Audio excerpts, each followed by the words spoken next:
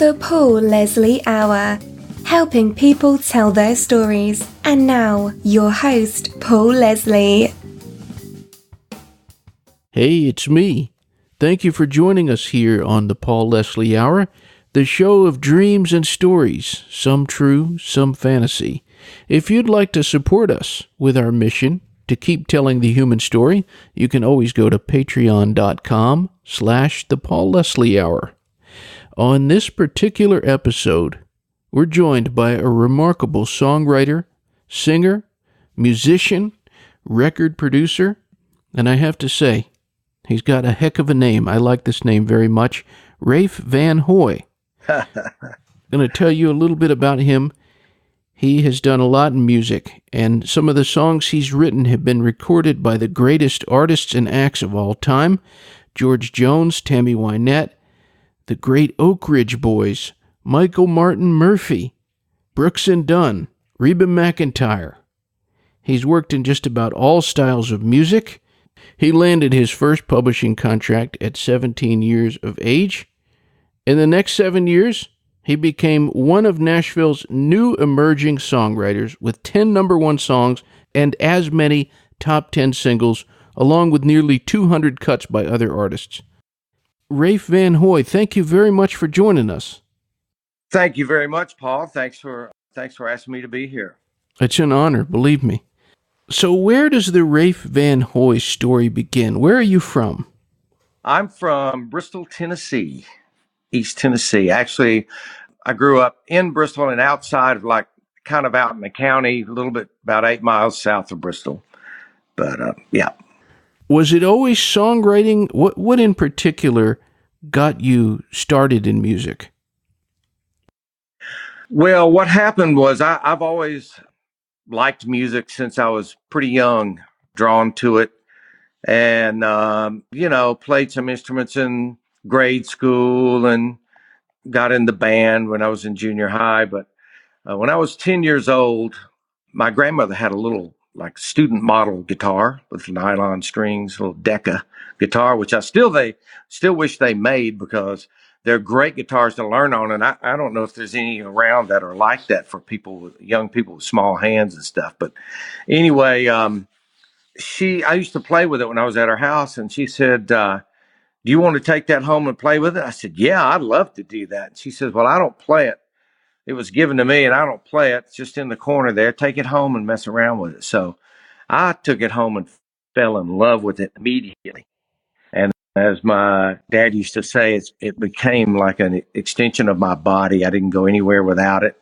And then I started watching, my dad found some shows on educational TV with a woman named Laura Weber. And I used to watch that to learn how to, thumb, finger, kind of very basic finger style picking and chords and all that kind of stuff. And I just took to it really quickly and easily. And, I knew that that's what I wanted to be doing is playing guitar. So that's all I did every day from then on. Would you say that you're more moved by melody, or is it the words of a song that tend to get you? In the beginning, I listened to songs, what I thought I was, my judgment on songs was way different because I judged them on listening to the entire record and the sound of the record and elements of the record sound, As I got in the music business, I started learning about songwriting.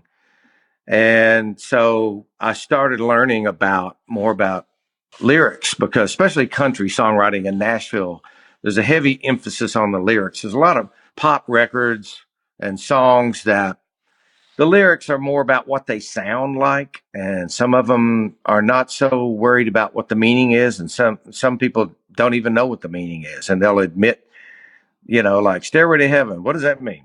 So and they go, well, I like people to make up their own interpretation. So that's kind of where my head was at. But after being in Nashville, very quickly, I realized, being around songwriters, that they had a whole different view of lyrics and the content of that. So in the beginning, my emphasis was on the music, the melody, the chord structure, progressions, and all of those things.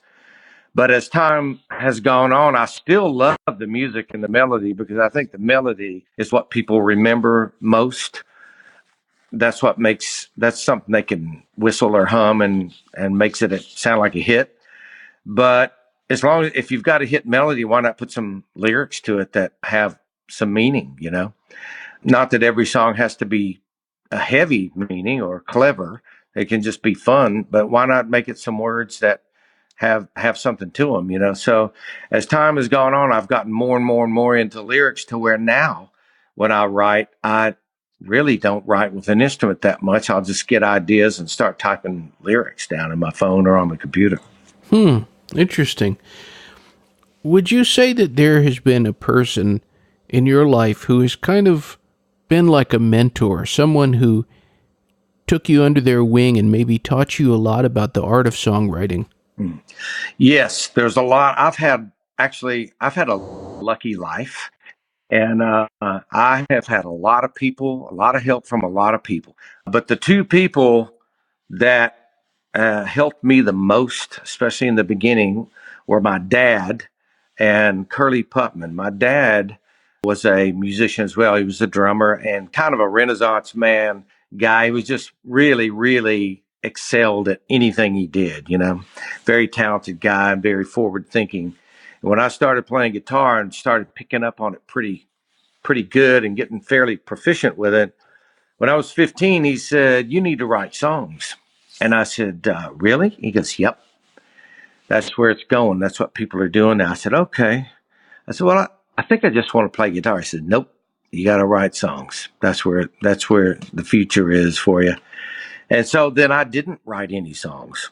And so then he wrote complete lyrics with verses and choruses while he was at work and would hand them to me at the end of the day and go, "Put some music to that."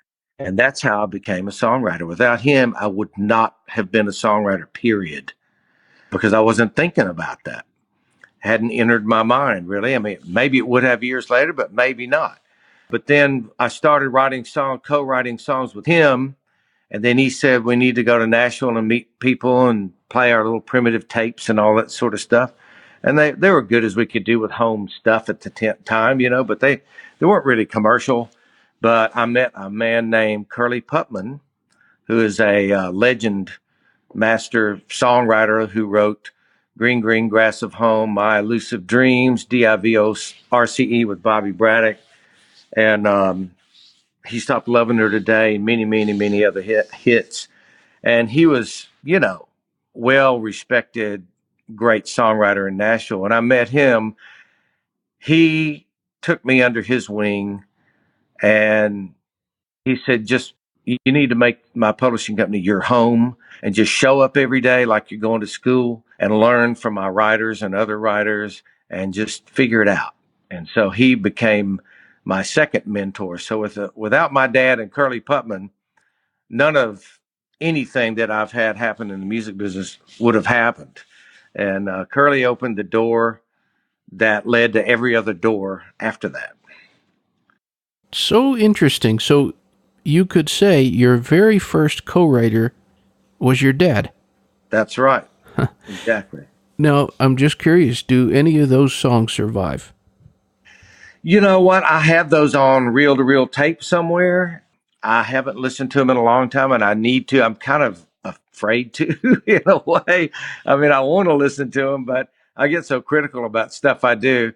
But I want to listen to them. I need to get them transferred on a format that I can play because I don't even own a reel to reel tape machine anymore, you know?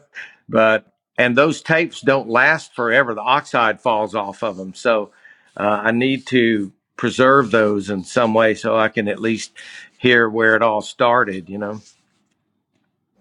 Your time with Curly Putman, was he a guy, I mean, as you were saying, one of the greatest writers who ever was? Right. With that being said, was there any ego to him or anything like that? Not really. You know, I met Bobby Braddock through him, and through Curly, I wound up being a Tree writer, which became Sony now. But back then, Tree Publishing, a couple years after it was already the biggest independent publisher in Nashville. But a couple years after I went to Tree, with Curley's company, it became like the hottest publishing company in town. And it was just unbelievably crazy how much activity was around that building and that publishing company. So without Curley, I would not have been there. But Curley and Bobby both are pretty much devoid of ego. They're just the nicest, normal people in the world. Of course, Curly's no longer with us, but they were both of them are been my dear friends my whole adult life. I'm wondering if you could possibly play for the listeners out there maybe one of the songs from that era of your life. Let's see. I could play one. Actually, I could play a song that I wrote with Curly. I wrote several songs with Curly. I had no idea when I met him that he'd become one of my dearest friends, like family, and also a co-writer, that we would have songs recorded and all of those, success with. There was a song that Curly and I and Don Cook wrote one afternoon while we were waiting to go to a party. And it was late in the day. We were in Curly's office. And we started kicking around some ideas. And this was a song, one of the songs. We wrote two songs, actually, but this was one of them that wound up being recorded by several people. It was a single by T. Graham Brown that it went very high on the charts. It might have been number one, but if it wasn't, it was close up there somewhere. But it also got recorded by Kenny Rogers on his Gambler album, which was like an unbelievably successful album. Getting an album cut on that record was probably equal to having a single on some other artist, because it sold so many copies. I mean, a few years after it was out, it was at 10 or 12 million. And then I ran into Peggy Butler, who's the widow of Larry Butler, who produced the album. And she told me that to date it has sold 35 million records. So that's pretty good piece of luck there. And also Kenny Rogers, of course. It's just an honor to have a song recorded by him anyway, because he's such a great singer. But anyway, this was a song that we wrote that afternoon. It was also recorded by Isaac Hayes and Millie Jackson.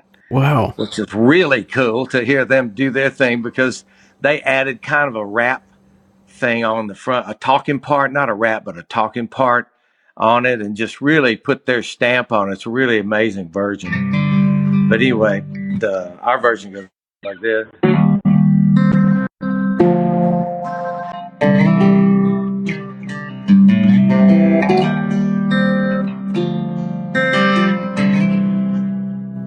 Oh, I wish that I could hurt that way again. At least I had you every now and then. And in between the sorrow, at least there was tomorrow. And as long as there's tomorrow, there's no end. Oh, I wish that I could hurt that way again.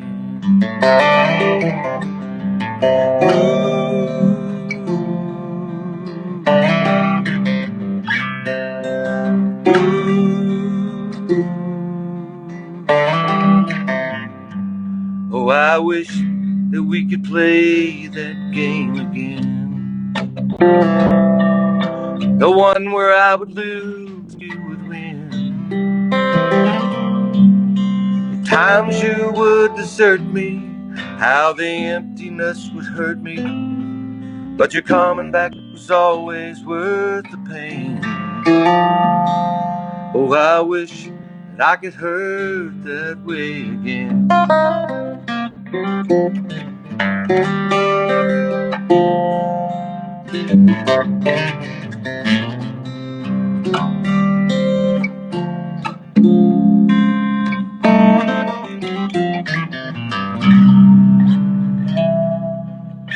That's part of it. I didn't do the whole thing. That's the body of the song. Man, you're sounding good tonight. Well, cool. Thank you. Hope I'm somewhere on one key. I like to sing in one key at a time. It sounds good. Thank you. Well, just a moment ago, you were mentioning Bobby Braddock, and Hmm. he was the last guest of this show for the year 2019. And, Yeah, I listened to that. That's a great interview, too. oh, well, thank you very much. I appreciate that. What would you say if you had to describe Bobby Braddock when you get to know the guy, when you're eyeball to eyeball with him? What is he really like? Yeah. Well, I know Bobby pretty well because, after we first met, we were kind of running buddies, if that's the right term. We did a lot of things together and had a lot of fun together and a lot of laughs. A lot of people throw the word genius around pretty easily. I'd say Bobby actually does for sure. Everybody thinks of him as a songwriting genius, and I would say I'd have to agree with that. He's brilliant at the way his mind works. Getting to write with him, just to listen to how his mind works, was really a huge benefit to me, and to see how he thinks and also get to know him as a great human being. He's funny. He's actually really hilarious, and he's really serious too, and he's really astute about politics and the world, and he's just a really cool guy. And as a songwriter, there aren't too many people that you could put. Everybody writes differently, but Bobby would be at the top of the list. There's a song that you and Bobby wrote together. I have to say, it's just a fantastic song. One of the great songs would be Golden Ring. Thank you. Tell me a little bit about that song. Well, there's a lot of story to this, but I was 20 years old at the time, okay? And I think Bobby was 12 or 13 years older than me, but Bobby'd already had several hits, Divorce, before I even came to town, and he had 26. He's had 26 or 28 songs recorded by George Jones. So he had lots of hit records before I met him. But we met and got to be friends. And one morning I happened to be at the publishing company at Tree Publishing, and Bobby came in, and he was supposed to meet Curly there to work on a song to pitch to George Jones and Tammy Wynette. Now the story on that is they had recently gotten divorced. So, they were basically king and queen of country music at that point. So anything they put out went straight to the top of the chart. George was biggest artist, and so was Tammy individually, but separately their duets were just, great, and really, I don't think anybody could touch them as far as success wise in that era. So whatever they did was great, and they sounded great together. Well, anyway, after their divorce, no one thought they would sing together. They figured they'd record individually, but not as a duet. And they decided to do one more duet album. And I really wasn't aware of that, I don't think, but Bobby knew that they were recording the next week. And he had an idea that he got from watching a movie called Diary of a Handgun, about how the life of the gun and all the people that it went through, and how it kind of went full circle. And he had an idea called Golden Ring. He wanted to write a song that had a full circle kind of story, same way. And Curly, or had planned on writing with Curly, and Curly lived in Mount Juliet, it's about 20 miles outside of town, and Curly didn't want to come in that day. So he was there. He said, I just talked to Curly. He's not coming in today. You want to help me work on this song idea I've got for George and Tammy? And of course, the answer was yes. And I went, yeah. So we went in one of those they had two little writer's rooms on the bottom floor. And I mean, literally, it was just big enough to get a little tiny spin-up piano up against the wall and a couple of chairs, and there was no windows. One was green with green shag carpet, and the other one was orange with orange shag carpet, or maybe the carpet was reversed. I can't remember, but it was kind of like that Holiday Inn green and orange kind of thing. back then. So we went in there and worked on this idea of his, and Bobby actually carried the he did the heavy lifting on this song. It was his idea, and I helped, and I threw in the best I could ideas I had. But it was Bobby was I always tell people Bobby was Tiger Woods and I was a caddy, but actually that's not true because Tiger Woods' caddy was a professional at the time. I was 20 years old, so I had some success, and I'd written a song called "What's Forever For" that would become a big hit some years from then. So I was kind of on my way, but I was nowhere near Bobby's league, you know. So anyway, we finished the song in 2 3 hours and argued about the percentage on it because I didn't want to take an equal percentage and Bobby didn't want to give me any less. So we finally came to an agreement on that. 60-40 was as little as he would give me because I just felt like I didn't, you know, usually I'm probably giving you too much information, but usually when you co-write with somebody, it's automatically 50-50, even if they do more and you do less, or you do more and they do less, just because when you write songs, it's always different. It's never 50-50. And as you write over time with people, you'll carry the ball more one time and then they'll do it another time and it evens out. But without their energy there, that song wouldn't have developed like it did. So, but in this case, I thought if this winds up being a big hit, you know, I'm going to feel bad if I'm making the same amount of money that Bobby is, you know. So anyway, and I'm glad I did that, and I'm glad he agreed to that. But anyway, the amazing part of this story is that I think we wrote it on like I'm going to say like a Thursday, and I demoed it up in their little 4-track studio myself. I put a little tape down that afternoon. We gave it to Buddy Killen, who was the our publisher. And the next day he played it for Billy Sherrill, who was their producer. They put it on hold, and the next week they recorded it. And then 4 months later, it was number one. And it just doesn't happen like that, you know. It would be nice if it did, but it almost never, ever happens like that. So it was a pretty amazing sequence of events and the way all the dots and stars lined up on that. And that song put me on the map as a songwriter and helped my career out immensely. So Bobby is really responsible for kind of getting me, putting me on the road to more success as a songwriter for sure. Would you possibly be willing to play this song for all of us? I can. That'd be awesome. Play you my version. Do you want to hear half of it or the whole thing? Or? I would love to hear the whole thing, but it's up to you. Okay. Well.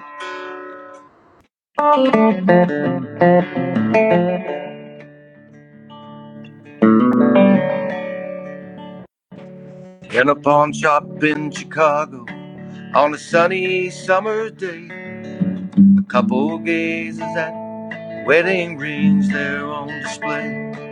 She smiles and nods her head as he says, "Honey, that's for you. It's not much, but it's the best that I can do. Golden green, with one tiny little stone waiting there for someone to take it home by itself, by itself. It's just a cold metallic thing. Only love can make a golden wedding ring."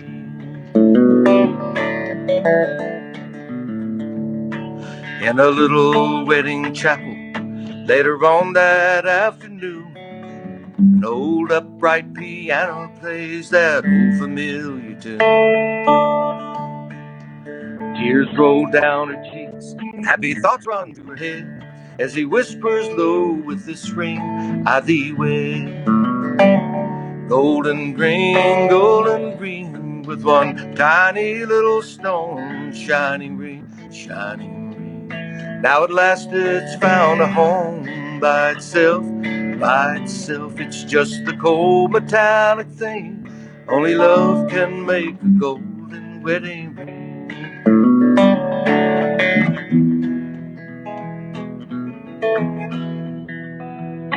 In a small 2-room apartment as they fight their final round. He says you won't admit it, but I know you're running around. She says one thing's for certain, I don't love you anymore, and throws down the ring as she walks out the door. Golden ring, with one tiny little stone cast aside, like the love that's dead and gone by itself. By itself, it's just a cold metallic thing. Only love can make a golden wedding ring.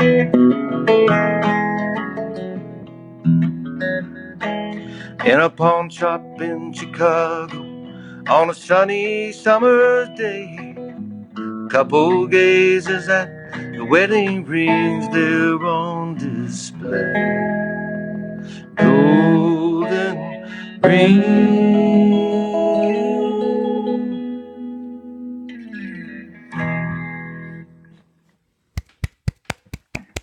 Thank you. Insert crowd noise here. Nice. There's another little piece of, well, there's always more story to songs, but in the third verse, our original lyric was, he says you won't admit it, but I know you're running around. And back then, they felt like that was too offensive to say that about a woman, because you weren't supposed to say anything that derogatory towards women in songs back then. So they made us change it to, he says you won't admit it, but I know you're leaving town, which we hated. But we thought, hey, whatever they need to have a single, we're happy with, you know. But we were thinking, well, leaving town really isn't enough reason to divorce somebody, probably, unless they're leaving town for good. But anyway. Well, when you're a writer, how important is what's going on in your life? Love, breakups, not sure of direction or moving, that kind of thing. Mm-hmm. You know, like Bobby once said, actually, quoting him, he said, he gets his ideas for songwriting just about from life, you know. So I think everybody does that. You draw on your experiences. Some songs are not about your life. They're not anything about your life. In fact, I've written a lot of songs with girls, women, too, females, writers and singers that, you know, I had to kind of see it through their eyes and put yourself in their position, or even if it's not a gender change, just a song about somebody that, you know, like Mark Conlee and I wrote a bunch of prison songs one time, and knock on wood, I haven't been to prison yet, but you got to kind of project yourself in that place. So in those cases, you kind of, you know, may not have as much to draw on, but usually, I guess the older you get, the more you can relate to nearly anyone's circumstance, so that you can draw on that. Sometimes I write songs about the actual thing I'm going through. If a song just comes out and comes into my head, you know, there definitely have been songs that I've written about what I'm going through, but I don't always do that. Sometimes they're just ideas about people and life and whatever that just come to me, and I just try to, you know, write them as good as possible. You were mentioning that you had listened to the Bobby Braddock interview, and one of the favorite things about that night was afterwards, he gave me a ride in his car, and he was just telling me about different things. And at times I was thinking seriously, and at times I was getting a laugh. Yeah. And I asked him, you know, songwriters can be funny people. Yeah. Who he thought the funniest people were in Nashville. I would like to know from you, who do you think has the best sense of humor? You know, there are a lot of people, a lot of songwriters that could be sit down comedians, and some could be stand up comedians. I mean, some of the things they come up with are just unbelievably funny. And Bobby's one of them too. He's done some things, and he and I used to get a little crazy, not in a malicious way, but we used to do kind of crazy things, and things to kind of have a little shock value for people. Like we'd play bumper cars, in the middle of Music Row where I'd tap him in the back with his car, and he'd get out and we'd act like we're in a fight and stuff. And it was all just put on stuff just because we were being stupid, you know. But I would say the king of funny, one of the kings of funny was a guy named Roger Miller. And I didn't know him personally, but you could make a book of Roger Miller quotes. And I use some of them in my gigs sometimes talking about them because they're so hilarious. He definitely was one of them. And I know haven't heard all of his things. There was a guy named Grant Boatwright who used to know nearly all of his quotes. But, like one time somebody asked him, is there an R in Warsh? And without hesitation, he goes, well, if they ain't, they ought to be, you know? And it's stuff like that. I was in the room when that one happened. I thought, man, my mind will never work that fast, you know? He's credited with a lot of hilarious things. I think somebody in his band was complaining, or a friend was complaining about a divorce he was going through and how much money it was going to cost him. He says, buddy, don't worry about the money. There's a lot more where that's going. And stuff like that, you know? Hilarious stuff. But some Bobby, Roger, there's a lot of other people that are pretty clever. Like maybe they may not be the funniest person every time, but they'll come out with stuff that's just unbelievably funny. I have to think about some other people that I would put in that category. Shel Silverstein was like that too. He was pretty daggum funny. Of course, you know, he was brilliant at a lot of things. Bobby Bear, pretty funny. Don Cook is pretty funny. There's a lot of, I have to think about it, but there's a lot of people that you would put give them a high rating in the comedic department. I was mentioning at the beginning of the interview all of the different acts that have recorded your work, singers and groups, and some of the biggest ones. But then to name just a couple more, you have Fleetwood Mac, you have John Conlee, Leanne Rimes, even Trick Daddy. I would like to know, was there a particular rendition that was made of one of your songs that especially knocked you out? You thought, wow, they really, really did a good job with this. Well, of course, anything that George and Tammy or either one individually did, I mean, you can't beat it. You know, their voices are just magical. So you can't, those are at the top of the list always.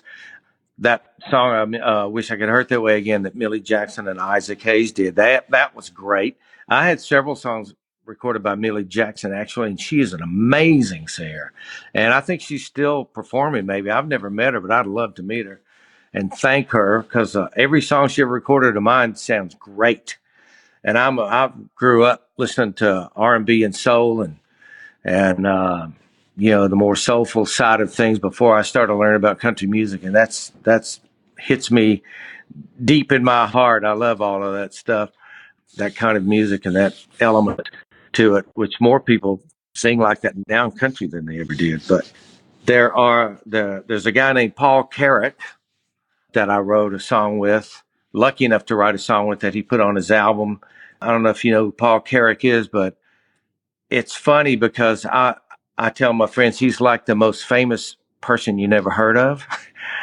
A lot of people know who he is, don't get me wrong, but he was the lead singer in Ace that had How Long Has This Been Going On? Ah. And he was the lead singer in Squeeze with Tempted by the Fruit of Another and all the Squeeze hits. And he was also sang with Mike and the Mechanics. Wow. In the Living Years and all those hits, Silent Running, Can You Hear Me Running? I mean, the list of giant, huge, great records he's sung on is unbelievable.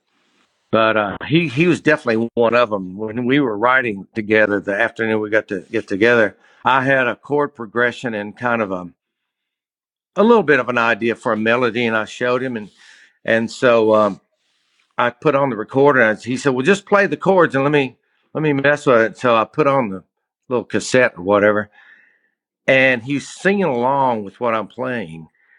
just making up non-words, you know, they're not words, he's just making sounds.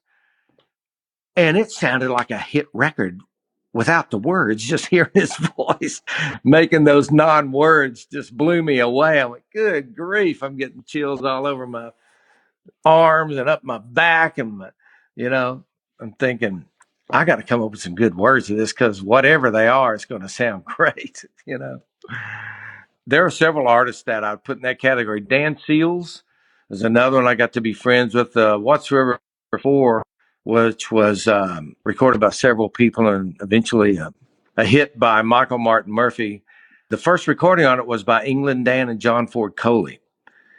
And England Dan was Dan Seals. And he was somebody that I got to be friends with over the years and got to play with him on the road a little bit. And we wrote a lot of songs together. But his voice and singing still is amazing to me. I love all of the way he sings. With all the things that you've had happen in your life and all of the experiences that you've had, just it's incredible, all the great artists that have recorded your work, but also getting things like Grammy nomination, having your songs played countless times on the radio. What is the best thing about being Rafe Van Hoy? Being getting to be around the people that I know and getting to make music that would pay my rent, getting to work with talented, great, nice, wonderful people, make music professionally, because to get to work at anything you love, I think is a dream come true. And I've been super, super, super lucky. As hard as you work and as good as you might be, nothing happens without other people helping you and without a fair dose of luck in there to connect the dots and timing and all of that. So I've been very, very fortunate to have a lot of people help me and a lot of great people help me and be able to work with. And that's my biggest treasure about it all is getting to know the people that are great people and getting to make music with them and know them personally.